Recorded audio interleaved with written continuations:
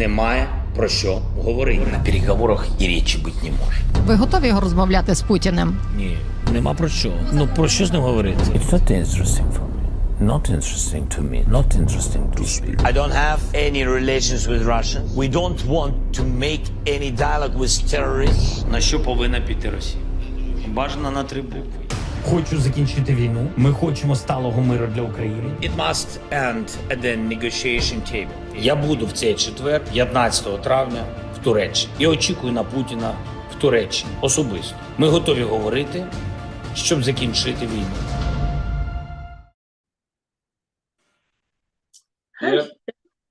Is this gentleman speaking on behalf of the public or for himself? It's strange how you look at this whole thing from the beginning, when he said he want nothing to do with Russia, he has no relationship. But most people don't understand that this is a Russian speaking Ukrainian, you know. But he speaks for himself, you know. And you look at the things he's talking about now. He once said Russia are terrorists because he's talking from 2023 going forward, or 2022 going forward. He's not talking about 2014 to 2022. The things that the Ukrainian administration has been doing to the people of Luhansk region and Donbass. So when you look at that, finally he came to his senses. But if you look at the time frame, he was only talking when the Democrats were still in charge. Yeah. When the Republicans came back with Donald Trump, then the tone changed. So he was speaking for the neo-Nazis and himself. Yeah, it takes us back to the last week subject, who controls the future, where we look at wars, events of this nature, and also elections being manipulated by the elites to benefit themselves, not the public. But we didn't conclude our session very well because we later learned that you were cut off because of electricity load shedding. And during the conversation, you kept on referring to follow the money, follow the money. All these events are in relation to the money. And for the sake of the public understanding what you mean by follow the money, because I was just about to ask you that question. Can you please relate follow the money to who benefits from the election processes? Because there are certain individuals who fund the elections. When there's war, who benefits from the war tools and who initiate these wars? Who say we must go to war even when it's not necessary? And also when we come up with policy and the policy is not followed, and then who exactly benefit from the faults of the policies? I can mention a lot on the tools that are used to benefit the elites. So please narrate that in the context of your statement, follow the money. Look, in the West, all elections are funded. So who is funding the elections? He who has a mother never cries. So those who have funders, those who have deep pockets, for example, like George Soros, he funded out of 100 elections in the world, George Soros funded 80 of them. And majority of the candidates he funded emerged. And you'll see Open Society Foundation is taking a lead in a regime change in any of those. So it's only in few countries where they tried and pushed so hard to liberate themselves. And the policies of those countries, like now you have your China and Russia and Iran. In Iran, money will never work because there's a supreme leader who will interview people who want to contest elections. He then, the best person who have a foreign policy or the best person who's going to be championing the cultural and the Islamic beliefs of Iran will then take the lead. They get selected. But you can still see that even within that system, whoever becomes a president was then selected. So in China, whoever becomes a president is selected by the Chinese Communist Party National Executive with the understanding of the domestic and foreign policy and the implementation of those policies. Now, I'm talking about Zone B, where they've tried to free themselves from what is happening in Zone West, whereby in Zone A, in the West zone, you like your South Africa, you have all these companies because there's no regulation in who should fund who. Yeah. So the funders, they've started this political system or democratic system many years ago. So hence they're able to implement it in their colonies where they want to continue the influence, where corporations are running the government, not the other way around. Johan Rupert once said, if Zuma fires Pravin, I'll collapse the South African economy. Why would he have balls of steel to say that? So it tells you exactly, he says that because of the money. Collapsing economy, it's you talk money. And you look at the German, when they say economy is not doing well, meaning there's no free flow of money. Who controls that free flow of money? George Soros once collapsed the Bank of London. He controlled the money. There was a recession in the Great Depression in the US. The money collapsed. The recession came back in 2008. Money collapsed again. You know, now the Moody's rating agencies have dropped the status of America because of the money. Who does Moody's align with? Yeah. Moody's is the rating agencies that is aligned with the Rothschild family. When the Rothschild manager was still in the US, they were not rated, but he didn't even do well. He took a lot of money out of the country, not looking after the actual Americans. But the rating agencies did not see anything wrong. This guy who's there now, he goes around and do all these deals to try and bring back the money. But your rating agencies will still drop you because they're affiliated with somebody who has money and control. Yeah. So in simple terms, he who has the bigger budget, he who has the bigger guns win the war. So when you have a candidate that has more money, you go to these conferences where they elect political leaders, all the LV bags and the Gucci bags that are moving around to try and sway candidates into voting for one individual. Where is that money coming from? It comes from the guy who has a license to print the money. He dictates what should happen. He dictates on the future. Why did Stellenbosch called the MKP when they were started to offer them 1.9 billion to not to look at nationalizing Reserve Bank and the mines? You know, so those are the people who control the money because they're offering someone money to look away. Now, it tells you that whoever is in the administration, he has already been bought to look away.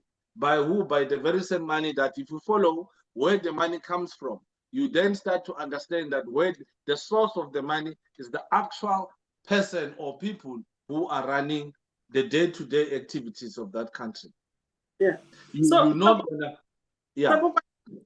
Can I ask in here? You said in the West. So are we saying that in South Africa we are safe? No political party it's funded during its. No, but you form part of the West because your administration is still subscribing to Washington and New York. Why is your president feel a need to go to principal's office in Washington, D.C. and explain why he was late at school and why he was wearing different socks and why he didn't carry a lunch bag and why did he slap Yapi and Van der Merwe to run away?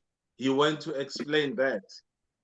But we fully understand that he was going there to try and say, no, we're not fighting, because he understands that he belongs to the other faction. Now it's a different faction. But because he's worried about the pressure that everyone will get, his bosses said, go and try and make it go away for now. It's only for now. We are still going to witness a lot of things because the headmaster wants you to come and crack a whip and go back. It's not going to stop. Because with this duration that is in the office, he has a time frame and he has targets. There are targeted countries and corporations and deals that you need to make within that period. So he can end his commission as well. So you cannot say that in South Africa you are safe because you still use the very same democratic system of which it's a foreign borrowed ideas that you are using that you don't even understand. Where you will have a party that is a majority, it's sitting at home. A political party that is funded by them has one seat, but is in parliament. So you start to see that the democratic system, it's only the money that talks. If we were to audit all this, all this, they are all linked to the same families that are wanting to have enough numbers in parliament so that policies of what they want can be realized, not necessarily what people are voting for. No. So hence you see in most Western countries, they are now overthrowing that political system because it doesn't seem to work for Africans. So Bobani, you just mentioned something saying that in a democratic system, that's how it operates. Don't you think that democracy, you can use it in a positive manner to serve the public? Or you use it as a detrimental to destroy the public? If you can show me one country that is successful in Africa that went through a democratic system where you can say the democracy worked for them. Gaddafi was the supreme leader in Libya. The West called him a dictator, but every single person in Libya had a house, had free healthcare, had education. When a boy is turning 21, he decides to get married, the state will fund that. You know, in Qatar, the Amir is running in Qatar. So every person who is born in Qatar, the actual citizens of Qatar, of which there are 1.3, 1.4 million now, the money that the country has, the natural resources that Qatar has, it's more than its own population. Hence, the birthright of them is to collect their dividends every month to do whatever that they want to do. Free healthcare, no tax, no, all these things. So the leadership of those countries know exactly what to do. You will come in here and talk democracy and talk all these nonsense stories coming from the West. It doesn't really work. Show me a country where you say democracy is working. And the same people that are saying now, they go around and they are champions of democracy. Look at how stupid they are. They came with 2 political parties. How on earth you call yourself a democratic champion, but you only give people two choices, this or that or this. So even with them, they can't handle it. The level of poverty in America is shocking. You know, the drug abuse, all these other things. What is it that the Americans brought to us without me mentioning Chuck Norris and Rambo? Yeah. What is it that they brought? These movies is Hollywood. So Hollywood was the selling tool for us to all want to go to US. But now when you start to understand and grow and see all these other things, and you can tell that majority of the presidents are just selected. They are there to fulfill what they have to do. When your term is finished, you go. When you have done well, they'll give you 2-3 shares in few companies, and then you can look after yourself. Then you can come back as an ambassador. But it doesn't really work. Where has it ever worked? Look at the election system. Look at this coalition's government. Look at the loans that they do. The system is meant to keep people where they are, no movement. So Yet the definition of democracy, it's decorated with all these roses to say, oh, democracy is dead. It doesn't work. It works in Africa, it does not work. So this session behind the news, it's necessary because we are able to talk about things that not just revealed by the news. We are able to dig deeper what is behind each and every event. For the sake of those who are listening, so it's necessary that we look at the tools that governments are using to control their people and also to control other nations. Hence, we play the video of Zelensky insulting Putin on things that are not there, and he's speaking on behalf of of his public. After all, he's no longer a president. He is something else that we are not able to define. So you can tell that the tools already are there. It's the public opinion, it's his statement that he's using to manipulate the public so that they see good in him, even though he doesn't meet the requirements anymore. So for us today, we're going to look at Trump traveling to the Middle East and also him starting to recognize Palestine, including the issue at home. Our Afrikaner brothers are leaving the country and migrating to the US. But before that, we need to start deliberating on the issue of Russia and Ukraine. We just saw, even before the sitting of the negotiations, I was saying that nothing much will come out there with the arrogancy of this gentleman. And I'm definitely sure that Putin won't wave. He will keep his original statement as the negotiations were taking place in 2022 March in Istanbul. Because you want to surround yourself with enemies, maybe for the sake of the public understanding why Putin doesn't want Ukraine to be part and parcel of NATO. How does it come about? Look, when the history of NATO's influence in Europe was basically to subdue the influence of the Nazis. Mm-hmm. So, and also NATO, it's an extension arm of American military. That project benefits majority of the military industrial complex. And their biggest base in Europe, it's in Germany. Yet it's still carried by America. And in the first time Trump came, he asked questions. Why do we still have NATO? What is the threat?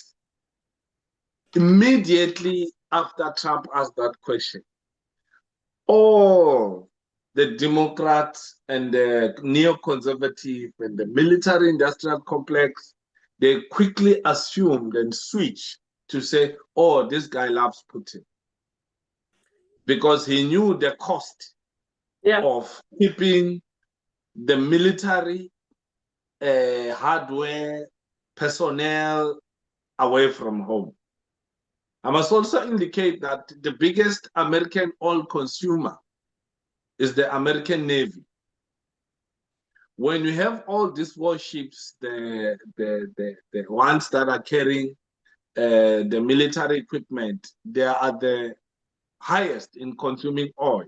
Hence, they want to keep wars going in all these oil-rich countries so that they can oil their war going forward. Yeah. It's for that reason. They are able to expand around the world because they know they've got Saudi Arabia, they've got that guy, they've got that guy for that particular reason. Yeah. But before we get there, so when the Soviet Union, or let's go back to the Cold War, when the Cold War ended, they agreed that yes, we understand all these countries are members of NATO because all of them were scared of Hitler's influence because he was busy attacking them. Yeah. But once the threat has been eliminated, then the project was supposed to be cut off. But the West, the Rothschilds, had an ambition of breaking the Soviet Union apart. Hence, part of the project succeeded when the Soviet Union collapsed around 1990-91, when there was a birth of Ukraine. But before we got to that, NATO has agreed and made a promise. I think Mikhail Gorbachev was leading in those talks where it was promised that from where we are and the countries that we have, we're not going to expand because we've become a threat to you guys. So we are going to agree that it ends here. When Putin came to office, he asked George Bush and Bill Clinton, he said, can Russia join NATO? Because he was tricking him. He knew exactly that NATO's influence in Europe was to threaten Russia, to pose threat to Russia. But we look at this in a very negative way in one part. On the other part, NATO's influence in Europe helped Russia to fast-track their military industrial complex in ensuring that they have enough weapons to defend themselves should it happen that NATO will be at their doorstep. They kept on appealing to the West to say, this is now going to become a threat. These are the list of countries that are closer to us. We are not going to accept if these guys are going to be part of you. It will mean that the threat is now on our doorstep. The West agreed. Yet they kept on moving slowly as now they're in Ukraine. Yeah. But what actually got Russia to be pissed off the most? The Russian-speaking people in those regions, Luhansk region and Donbass and others, the Russian-speaking people were being persecuted by the neo-Nazis that was enabled by the government that toppled the democratic elected government in 2014. Victoria Nuland she took a leading role in ensuring that that government was supposed to be toppled and installed a president that was appointed by the Americans. So from there, Russia made an appeal to the West to say, talk to your people. What they're doing to my people is not correct. Those regions started rebelling, they became a breakaway. Yeah. But remember, those regions, NATO wanted them to create a buffer zone. They wanted to use that where they will have all their military equipment facing Russia. But the people of those regions understood the history of where they come from. They started to resist. They went to Russia to appeal that we need help. Then there was a conference that said in Minsk in Belarus, where they agreed on terms, they will stop this, you're not going to do this, you're not going to do that. When they came back from Minsk, it continued.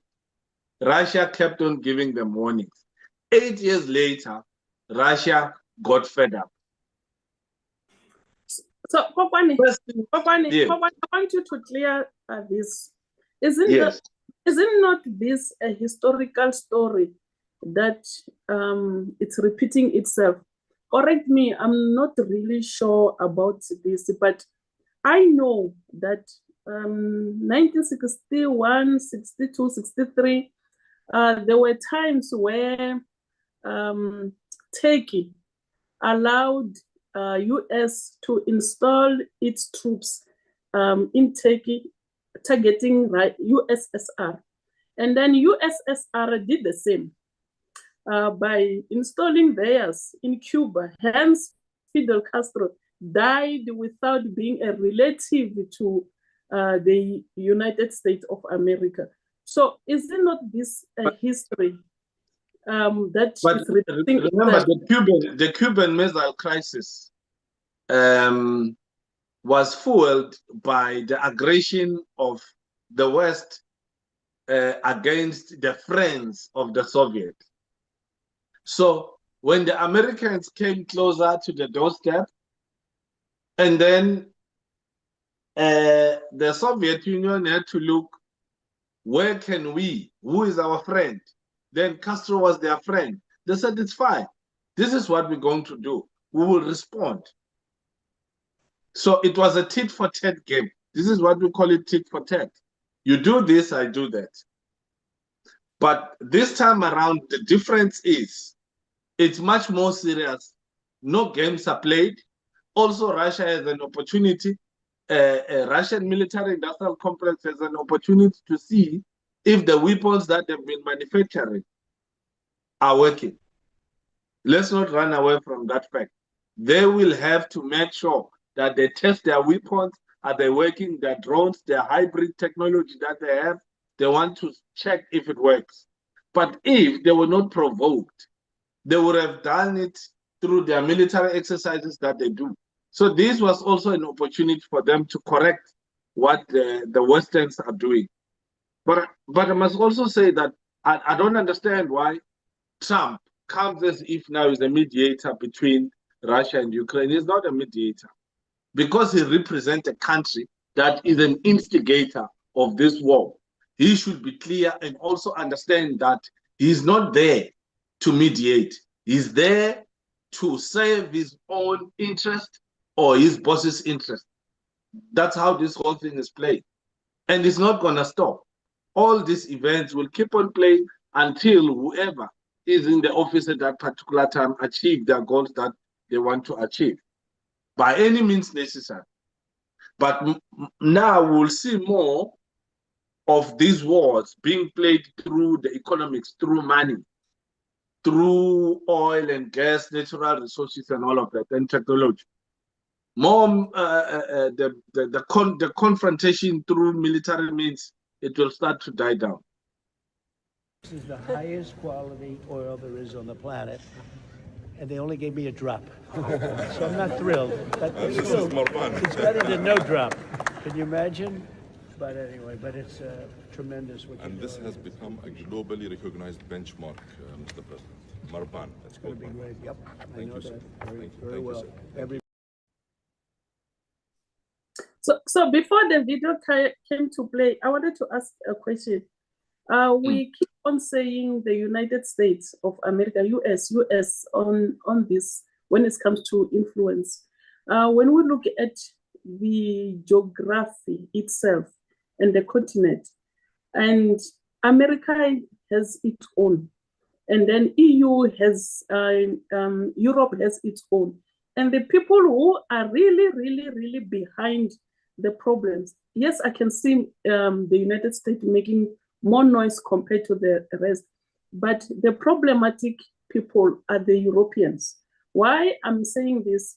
When Russia and Ukraine were supposed to sit and negotiate, the Ukrainian president was in the meeting with the Europeans, and you are able to tell that they are pushing that the war proceed so that there will be better terms, because based on what they are convinced, the stories coming from Putin, they're saying that Putin is arrogant. He's not going to change his terms. So the war must just proceed. So why do we keep on saying that US, and without even touching the European countries in general?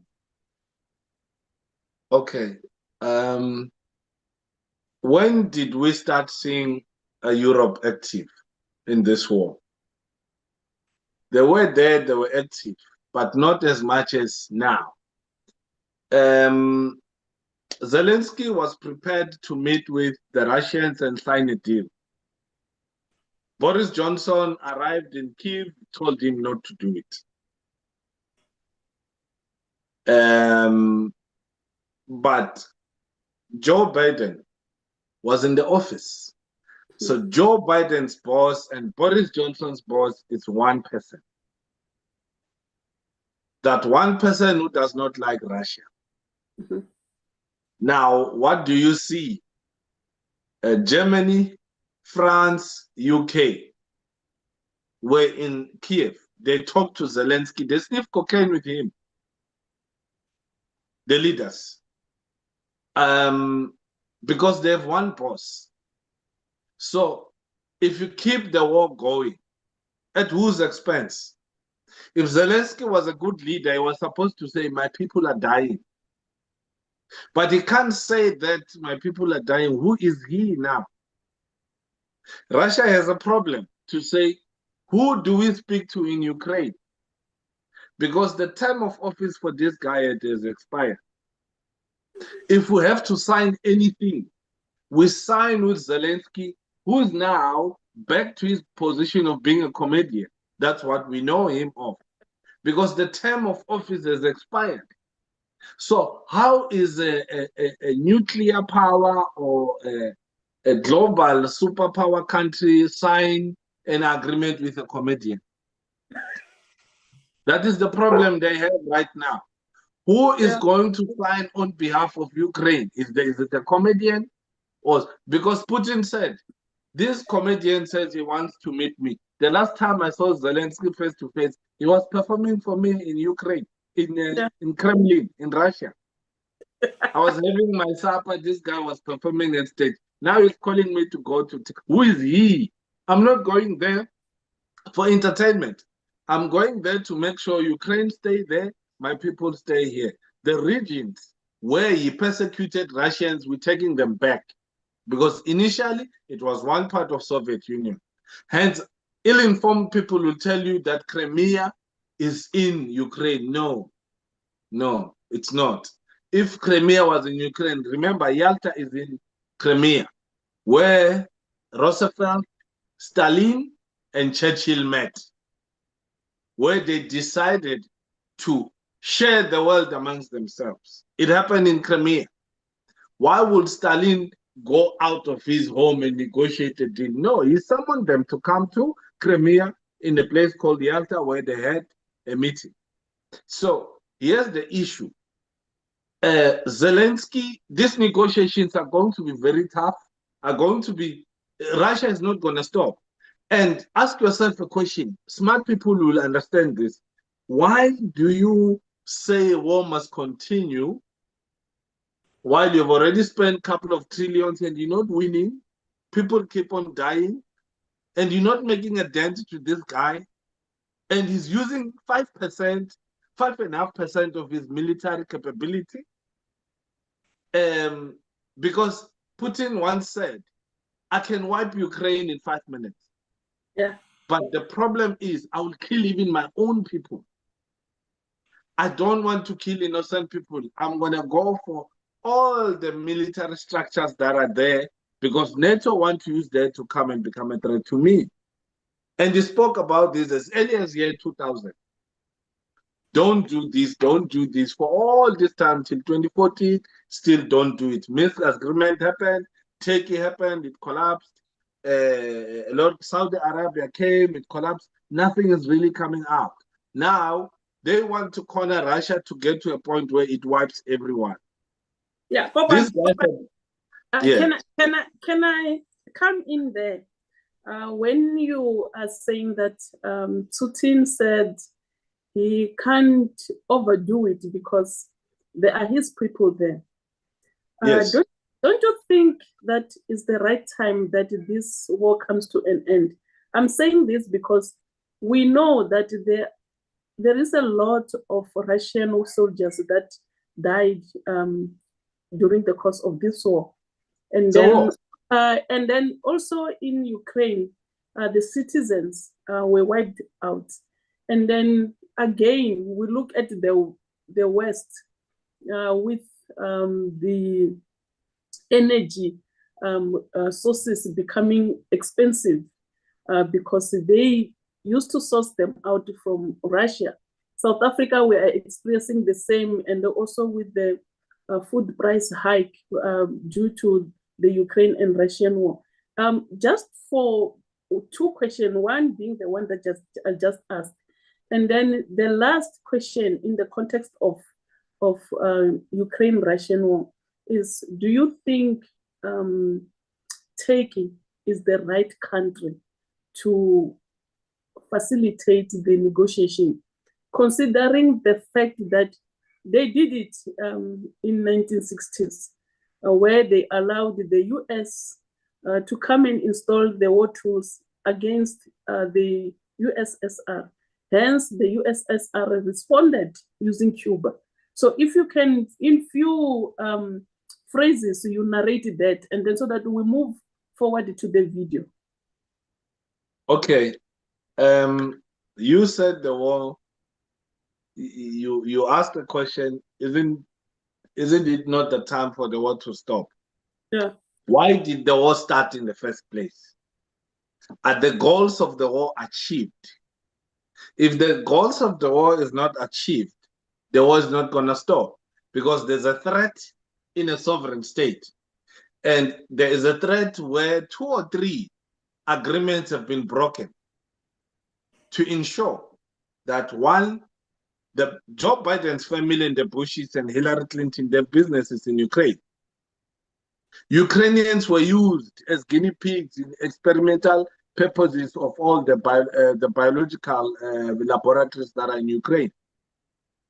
One of the reasons why Macron went to Kremlin 3-4 times in 2022 was to try and protect the biolabs. Documents were found, everything else has been discovered there. So I don't see Russians backing down until they get what they want. If I was a Russian, I will accelerate. I'll do what Putin did when Zelensky was shaking Cyril Ramaphosa's hand, more bombs were hitting Ukraine. I'll do that myself, you know, because it's also sad for Russians to say, as long as you have a wrong leader, he's going to keep on he's going to keep on killing people.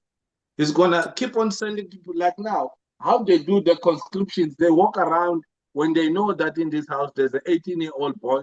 They break in and they take this guy, they take him to the front lines, to a meat grinder, and then those kids die. So I don't think the war should stop until Russia achieves its goals, because it has been patient for the longest time. That's point number 1. What was your second point? Is Turkey the correct country or to meet it? Yeah. At this point in time, I must also give you a historical background between Putin and Tayyip Erdogan. In 2014, while they toppled a Ukrainian democratic elected president, Gulam also tried to topple Erdogan by means of him being paid and influenced and being controlled by the CIA. So what then ended up happening was that the Turkish president made the call. He knew exactly who else to run to, who is not going to like what will happen at Turkey if the CIA, if Gulam took over. If that operation was a success, more chaos would have happened in that region. Putin made sure that he protected this guy. The threat was then dealt with, and then that guy went back to the office. The rest of or majority of the oligarchs that were sanctioned by EU and NATO countries, only Turkey was able to allow them to dock their ships there. Some ships are still there. It was because of the deals that he had to enter into, because he also understood that he could not trust Israel. Israel did not trust him. There was also his issue and Assad. But Assad was the one who also assisted in ensuring that he's protected, he's safe. Because from Turkey, he went to Syria, from Syria, he went to Moscow and back. But Assad was very instrumental in protecting him. Since he's still in the administration, that is why the Russians were somewhat comfortable in getting him involved. They had these sessions in Saudi Arabia. Now it's Turkey. Remember why they go back to Turkey? It's because Putin said that's where it started. Erdogan made a call to Putin to say, let's get this young man to come and negotiate here. That's why Putin said, let's go back to the original of the first negotiations. Hence, Putin went back and got the same team that was in the front line in the negotiations. Yet the Ukrainians have said, no, this is a low-level representatives of Russia. No, Putin did not change anything in this script. Same documentation they had in 2022, it's still the same team, still the same story. Everything had stayed the same. Why? They don't want to flip-flop. What they say is exactly what they want to achieve. Hence, I'm saying, there's no way this war will stop until their goals are achieved. They're not going to under-negotiate. Yeah, so Kokwan, I hear you. I think with this topic, we can talk over and over non-stop because there's a lot to unpack. However, let's move to the video. I see Trump going to the Middle East, and we know the history of the US and the Middle East, the Iran and the Iraq war, and then the US supporting Israel non-stop, even where they are wrong, stating that the Israelites, they have right to protect themselves, even against the Palestine. Now we see Trump starting to recognize Palestine. And then they do so, the Americans are doing so without recognizing what Israel will say in this matter, because they are not part and parcel of the visit. And it's puzzling the whole world. Why would such a shift be necessary for America? Because some are speculating, saying that this was not a diplomatic visit; it was a personal story, because we have information in detail where the Trump family, they have lots and lots of businesses in the Middle East.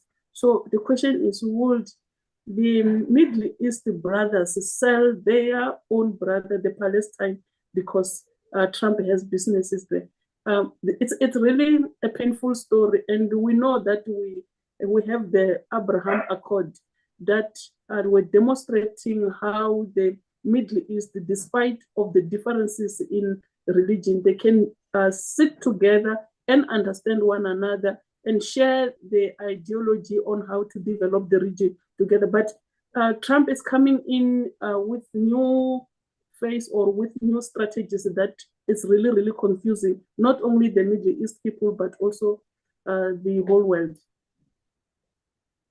I solemnly condemn the predatory actions of both Trump and Musk. You have treated Saudi Arabia's trust as nothing more than a bargaining chip for your own personal gain. Trump, our $600 billion investment in the US, was meant to foster mutual benefit through cooperation and to promote peace and prosperity in the region. But after your visit to Qatar, you proposed the absurd idea that the US should take over Gaza completely, ignoring the sovereignty and dignity of the Palestinian people. This reckless statement seriously undermines the peace process in the region. You've used Saudi Arabia's investment to bolster your own political capital, betraying the trust we placed in you. Musk, you once referred to Arabic as the language of the enemy, and now, just to secure investment and business deals, you've done a complete about-face, signing multiple agreements with us. This opportunistic, unprincipled behavior reveals your hypocrisy. In every collaboration, your only goal is to maximize your own benefit. The agreements are nothing more than tools for you to extract value from Saudi Arabia, completely disregarding the original purpose of our investment and cooperation. Trump and Musk, I urge you both to reflect and repent immediately. If not, you will inevitably pay a heavy price for your short-sightedness and greed.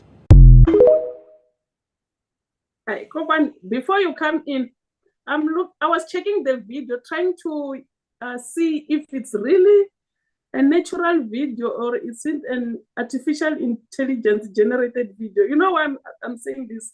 It's because when Trump was in the Middle East, he was well welcomed, and they even gave him enough or expensive gifts. So what's your take in this? But remember, what MBS is talking about here, it's after they left. It's after they left him. When they came, they signed all these deals. But as soon as they left into the next stop, they are pronouncing something else. Remember, these two guys are about business. Hence, I keep saying, follow the money. It's about money for them. There are deals that they do for the state, there are deals that they do for themselves. So what MBS is talking about here, it's the idea of resettling Palestinians to Libya, to the desert of Sinai, to elsewhere, because that idea came to say they want to play golf course in Palestine and in Gaza. They want to do all these things. They are trying to flatten that place so they can put together the multi-billion proposal of the real estate there. So what pissed MBS off is the fact that the tone that they used in Saudi and the tone and other things that's why they were strategic. They started there because Saudi Arabia is the heart of all the Arab states. That's when they signed the deal, especially the 600 billion US dollars. Remember, the timing of this is also coincide with the expiry of the 1970 deal, the petrodollar, where they said everything that you guys do, you'll force everyone who buys oil to trade with us. One, they make interest. Two, they keep track of who's buying what from where, because they control the dollars. So they needed control. They needed to control the future, and they did successfully for over 50 years. It worked, but it has come to an end. I'm not convinced. I'm not convinced. You can't be. You accept a person, and you don't tell them while they're there, and then you decided to record yourself and publish the video. Why didn't they tell Trump in their face that you are wrong? No, but that's what I'm saying.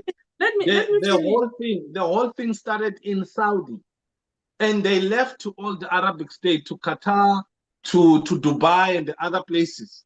So he knows what they're discussing there. So the anger comes from there, that all the things that you guys spoke about here, now it's changing. What pissed him off the most is this thing of Trump wanting to resettle the Palestinians. That's the core issue. Remember, none of the Arab states agreed onto that. When the Arab League met, they disagreed with that. But look at this. After Trump made that statement, in the next week or two, all the heads of Arab League have been summoned to Moscow. There is a meeting. Why? So it talks exactly about this story. So this guy is frustrated when he started to see that these guys were going around and do deals. It's not that they spoke about that and then they come to Saudi.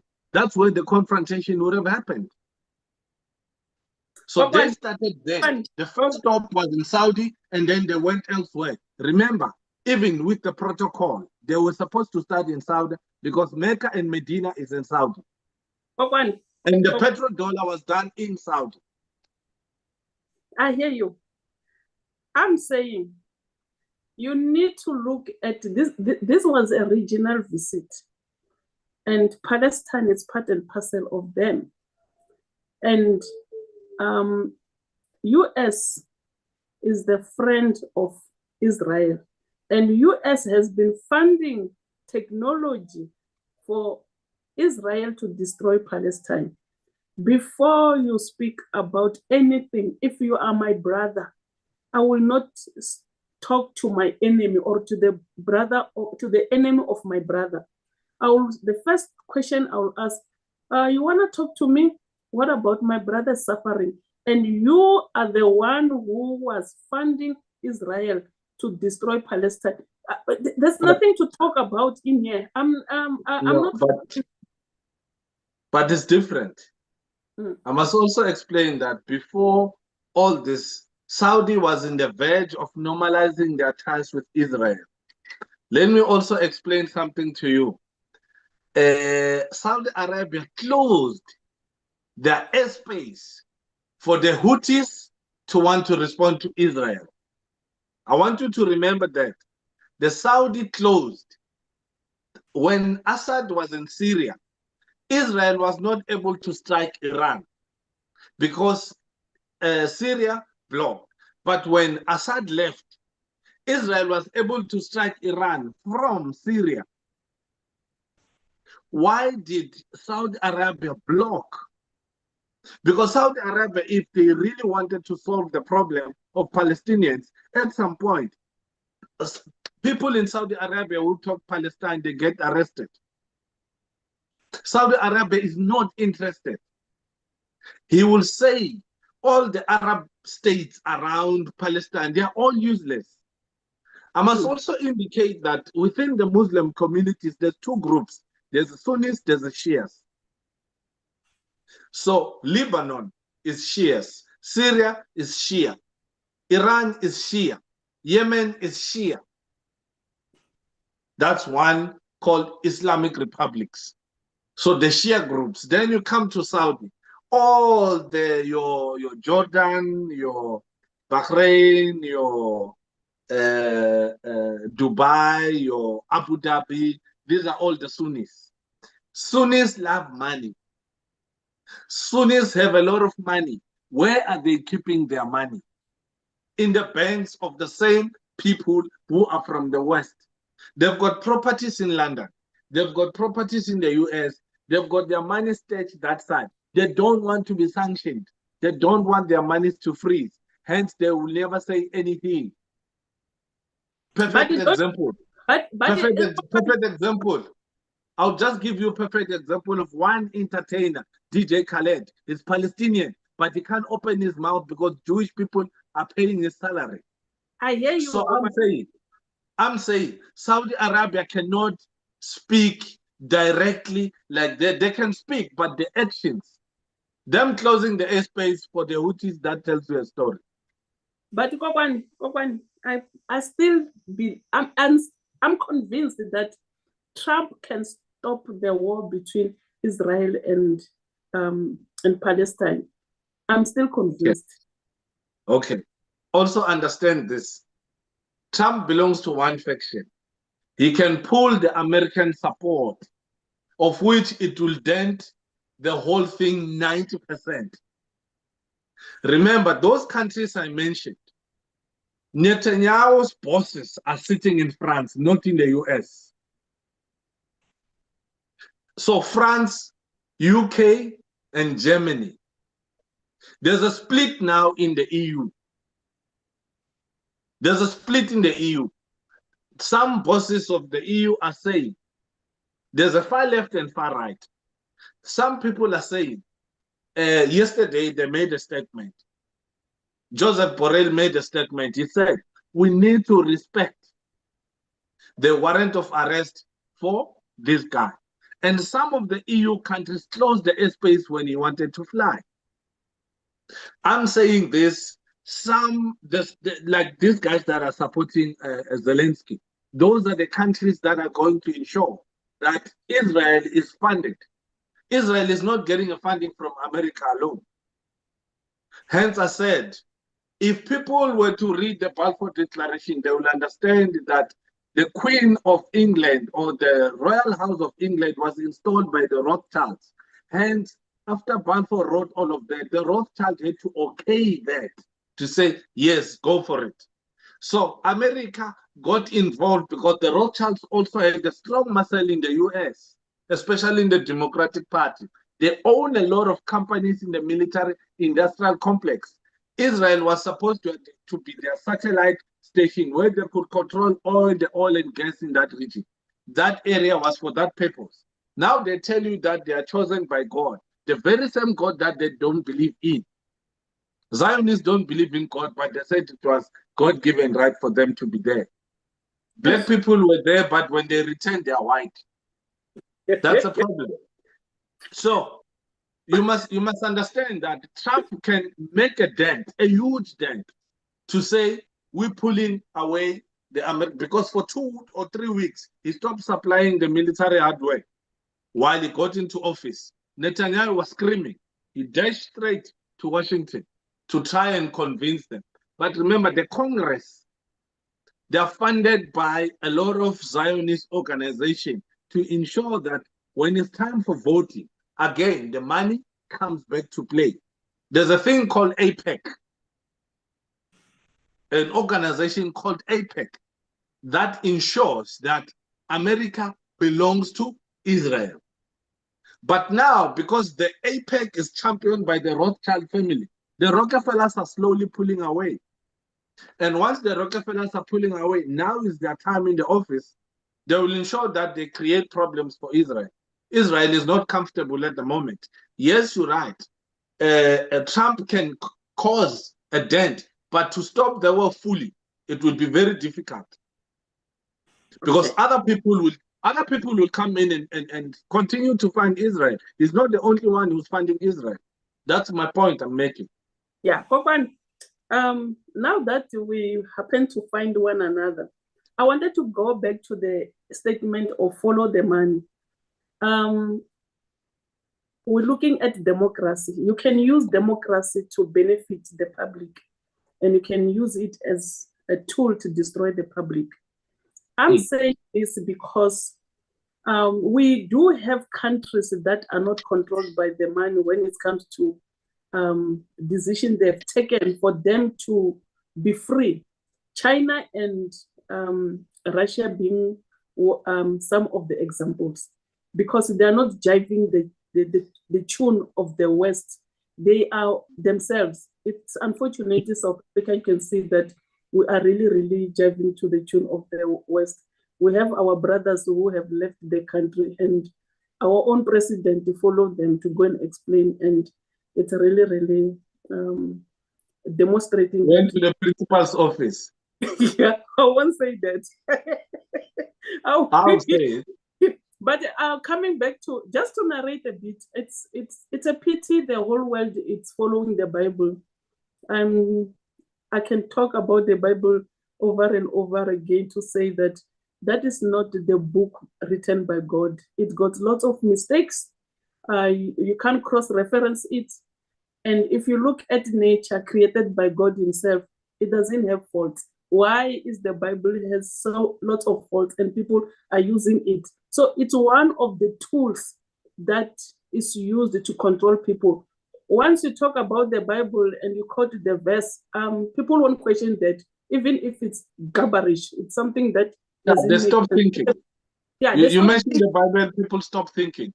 Yeah, they stop thinking, and it's really, really painful. I just wish people start looking at spirituality, because you are using experience to see how best you can manage yourself, rather than believing on doctrine written by somebody with hundreds of mistakes. Look at what happened with the influence of the Bible using the Balfour Declaration, stating that the Jews, they belong to the place in Palestine, and then they come and take over Palestine and start bullying the owners of the land. It's really, really painful.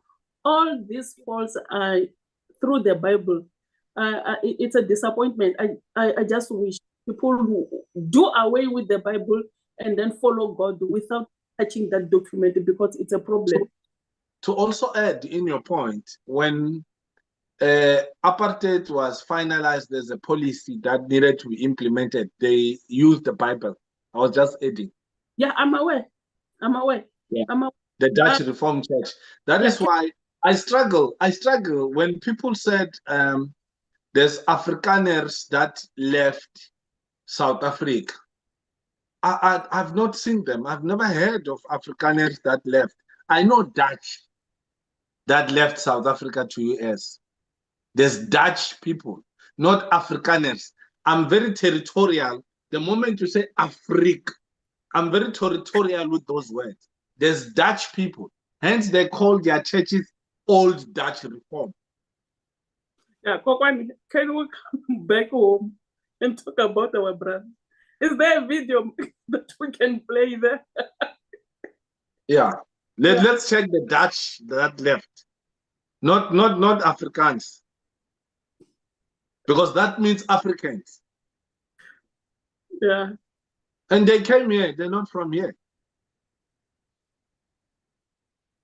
Let's see the conversation that happened in CNN.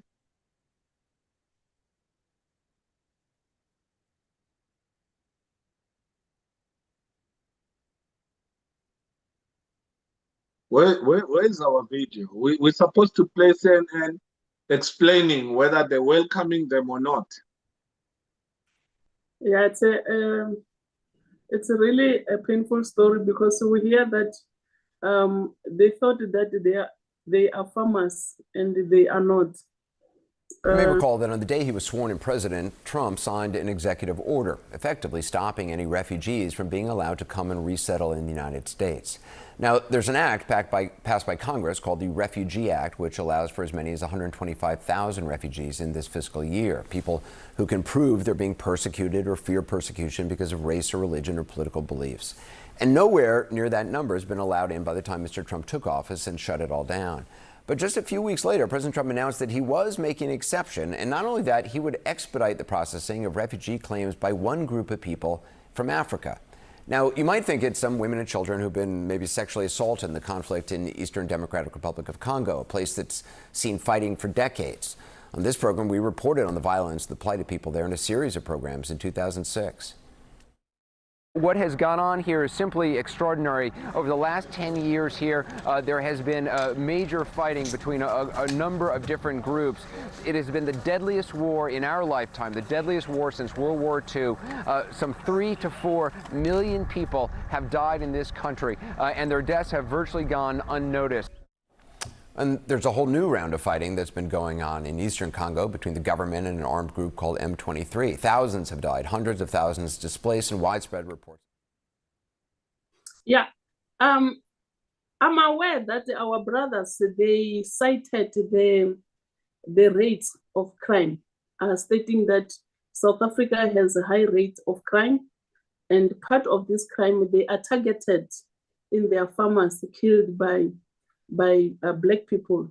They also look at economic stagnation because as farmers, they want the economy to be in order so that they be able to progress well, because majority of them, 70% of the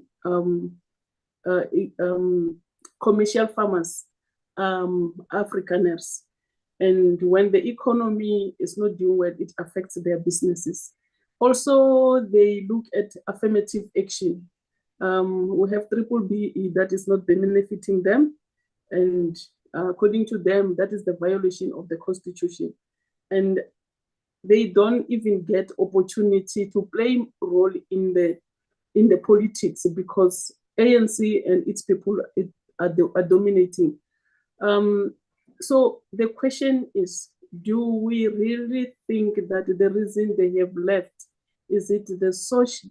They are excluded socially and also politically, because when it comes to the economy, yeah, they won't complain much because they are the ones who are owning the economy. You mentioned something very interesting that I need to ask you back. How did we get to a level where we have a BEE while with the majority? Yeah. Balance me here, because this was borrowed in the US to include the minority.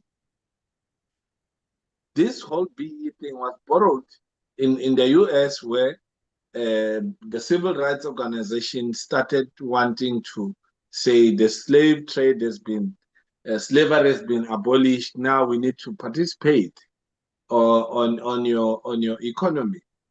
But how come there was policies that says the majority will, because the moment you say BEE, the what do you call the affirmative actions, but how is that possible in a country where black are a majority? I do have answers. How did we get there? Because I would be assuming that if you're the majority, because now it sounds like blacks were still being squeezed in the area of minority. Tina, we are not away from home. We're at home. But why am I being treated like a visitor? I just need to be balanced there. Because you probably have more experience than me. I need to understand that part. Then we can move into the Dutch that left to the US. Because there were other reasons that were said, including lies and more lies. Fine.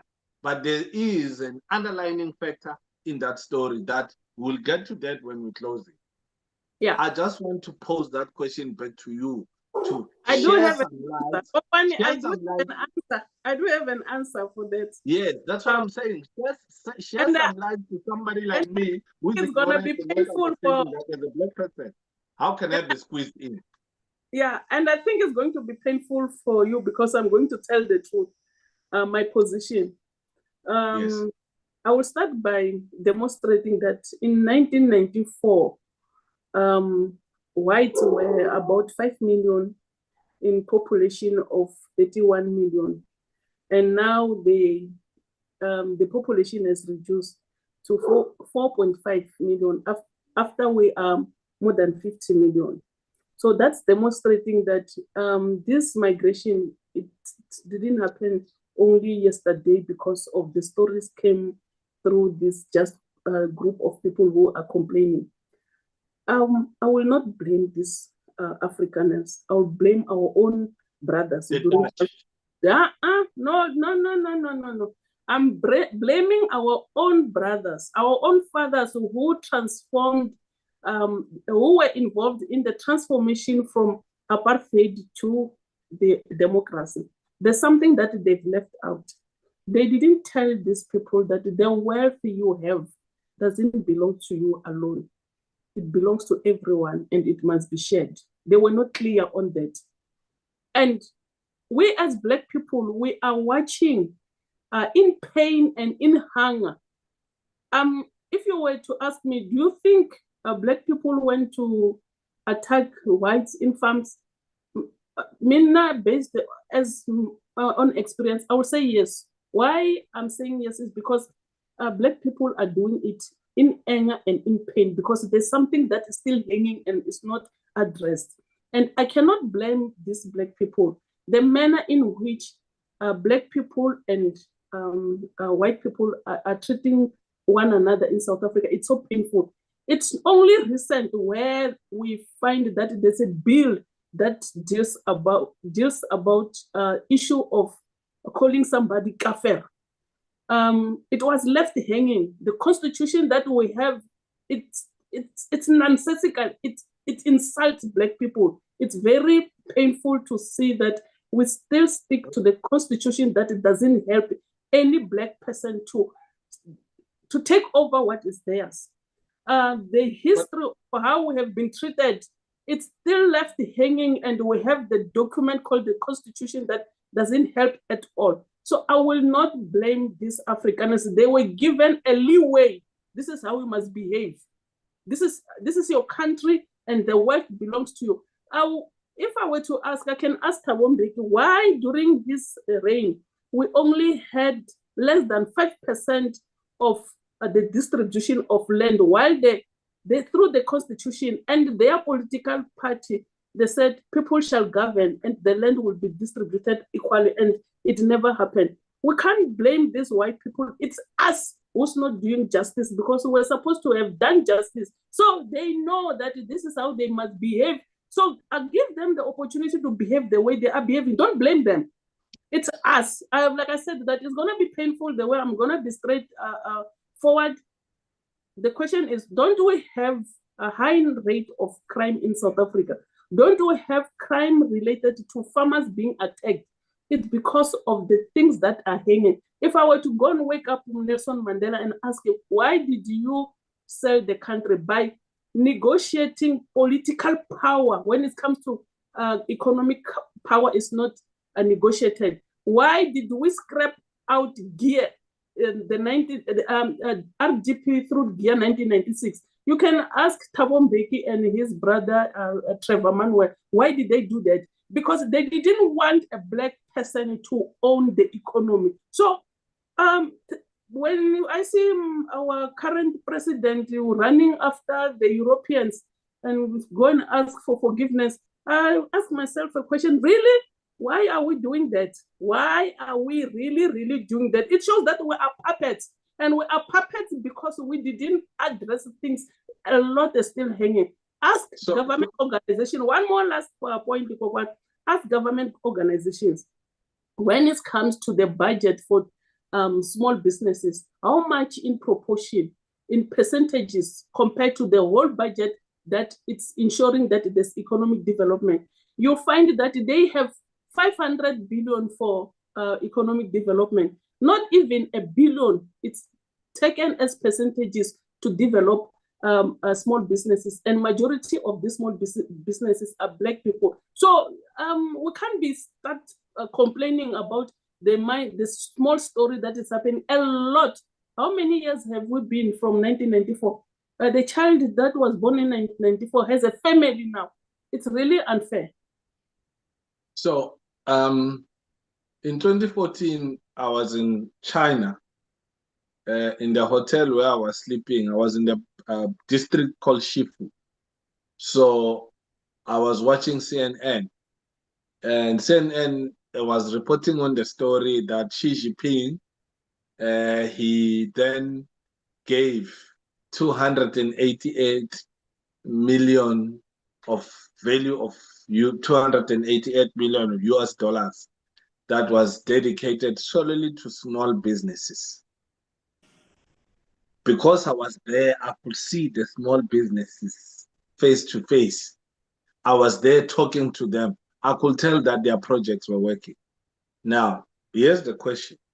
What would you say that, are we experiencing these problems because our colonizer never left?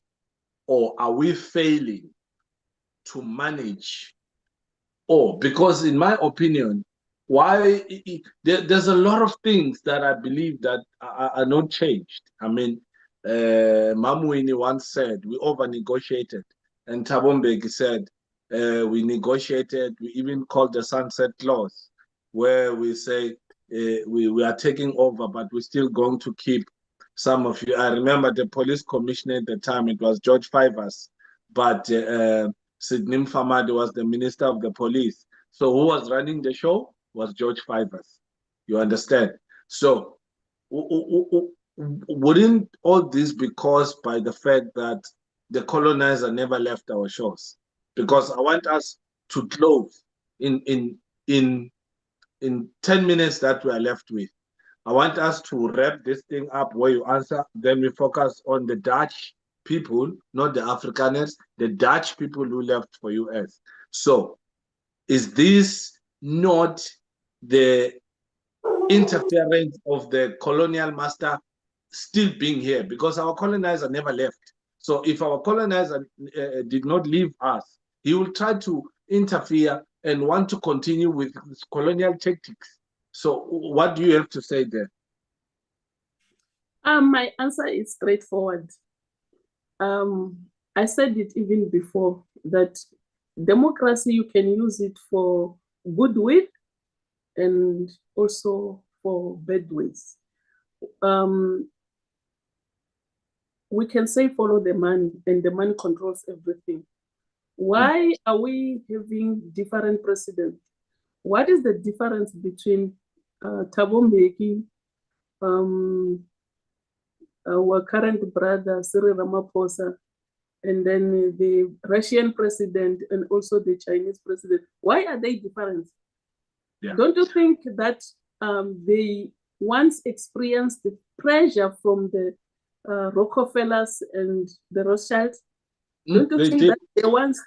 So how did they manage? It's because they realized that being selfish, you sell your own brothers, their blood for the sake of you benefiting. It's really unfair. Yeah. I don't want to ask questions. How did our current president become rich? How, you know, when you are a president, we know the salary, how much you earn. It will never make you a rich person, but they are rich. So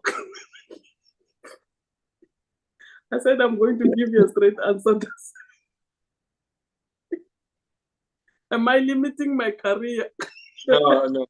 All I can say, I'm shocked. I'm shocked. By the load shedding, I'm shocked. Oh, we have COVID numbers rising. I'm very shocked. Yeah. Yeah, it's a painful, but the very same people, you know, what they do when there are events. I saw during COVID-19, the gentleman stood up in Union Building and start crying.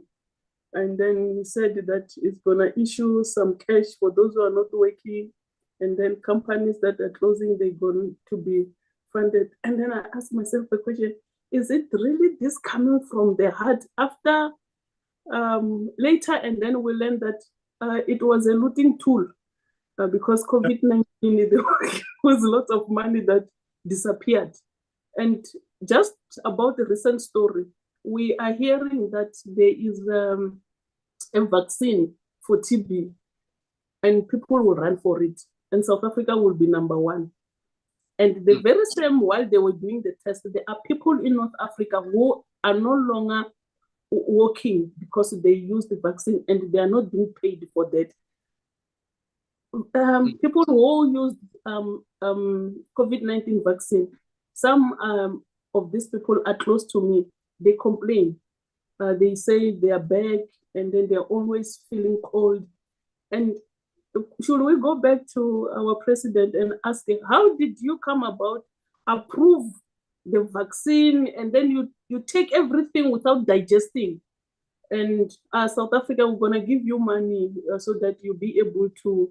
People were going to collect bags of maize meal and wara.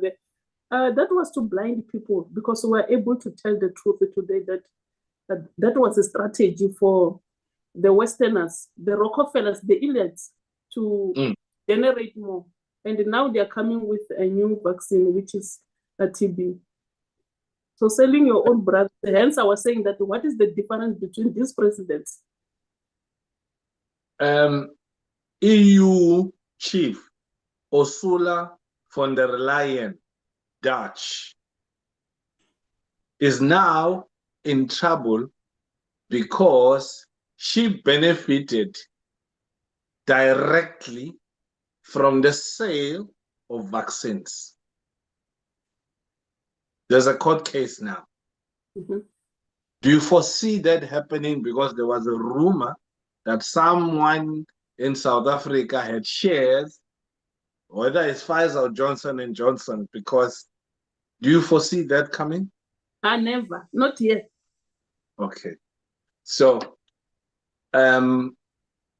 we found out that the 49 or 59 Dutch are there. In summary, what is I heard what you said, the inequality, blah, blah, blah, and the exclusion. But I'm aware that the Rockefeller faction wants to come in here by means of Elon Musk, Starlink, but you cannot operate in a country where you don't create chaos. For Starlink to come, there must be a commotion where once a meeting is arranged, threats are going to be dished out, then ultimatums will be given, then deals will be done. That's in the nutshell of what's actually going to happen. Or maybe that deal is done already. But because of, yeah, maybe. But because these two administrations are reporting into two different factions, there will be something that will be left for us to watch very, very closely. Now, in summary, what is your feeling? What is your idea? How do you think that is going to play out there? I know of a family that left Springs in Israel. They packed their bags around 96, 97. They went to Australia. They said, no, there's crime. There's a lot of black people all over, so we can't stand them. Now we're leaving. First night they arrived in Sydney. The South Africans that lived there, they took this young man to a nightclub, a welcome party. When he got there, he thought he was a boer. They stabbed him, he died, first night. So I'm just saying that people underestimate the freedom and how easy things are in South Africa as far as they are concerned, because others are coming through social media explaining how comfortable they are here. How do you think that will play out? If I were them, I wouldn't have left. I would have started understanding that it's time that we share the wealth because it doesn't belong to them. It's really, really painful that when they left in the name of the country mistreating them. Yes, nobody wants apartheid, but even this government, I don't want it. Why? Because it confines black people from developing while sustaining the wealth of white people. And even some fair white people, they're able to tell that this government is not doing justice, because the reason why people are frustrated, there's a high rate of crime. It's because when you can't put food on the table, I'm not promoting crime. There's nothing you can do. You have to make means so that your family have something on the table to eat. So when it's unfortunate they have to go out there and restart new culture, because speaking Afrikaans in the United States, in the neighborhood, and then coming up with their own culture, it's gonna be problematic. I just want to check, really, were they farmers who left or not? Because I don't think the farmers can live. They have been supported a lot by Thabo Mbeki, that they commercialize their farmers in support of the World Bank, the very same institution that is dribbling the third world, working together with the IMF. So if I were them, I wouldn't have left. It's a painful story for one to talk about. They are our brothers because it's long they've been here. We just have to find one another. And black people mustn't be blamed, even whites mustn't be blamed. The government has to do the right thing. They need to spell out the Constitution. This is the way to go, because the very same document, the Constitution, it's a blockage for us to move forward as a country. Okay. I think we have covered most of the work for the night. And I think people can go to the comment sections, pose questions. So when we go back next week, we can start by answering some of those questions, where we can do more of engagement. As time goes, there are guests that we could also invite to come and clear certain things. People that are not scared to speak, because some people, they still have their bosses that when they watch this, you will be suspended, you will be victimized in suppressing the truth. So they say during the war, the truth becomes the first casualty. So, but we would like to have other questions or other guests who will pose questions to, who will unpack certain things that we're confused with, but we're smart enough to get a proper guest, not somebody that is going to come here, we ask them questions and then they said, no, we're putting them on the spot. The whole purpose of our show is to put things on the spot so you can understand what is behind the money. What do you get when you follow the money? How deep is the rabbit hole, you know? Yeah. And how far can you go in getting into all these things? So I would like to say have a good evening and thank you very much. Thank you very much. But Kokwane, I wanted to clarify on this platform, because this is not a bad platform. It's not about attacking South Africa. It's not about attacking anybody. It's about demonstrating things that are behind the news so that people are able to understand why our government is trapped in acting in this way, because there are some people who are driving the show. They're invisible, and we can't blame individual people in government. It's a group of them, and it's the system. They just have to take themselves out of this system and be able to help us move forward, because we really want to go to China, want to go to Russia. We cannot be operating the way we are operating forever for the sake of the elites. So it's not, they can penalize a person giving a statement, but they will be totally wrong, because there's nothing that is wrong in the statement we are giving. We're just telling the truth.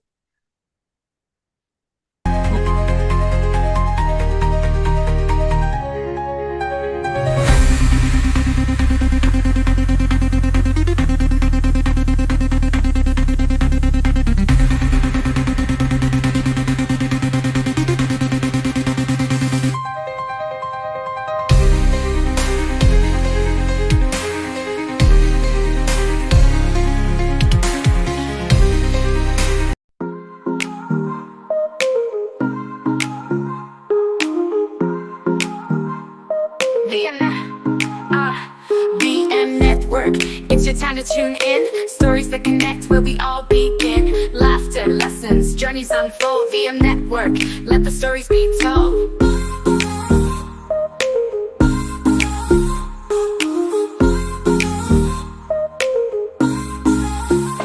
VM Network, it's your time to tune in. Stories that connect where we all begin. Laughter, lessons, journeys unfold. VM Network, let the stories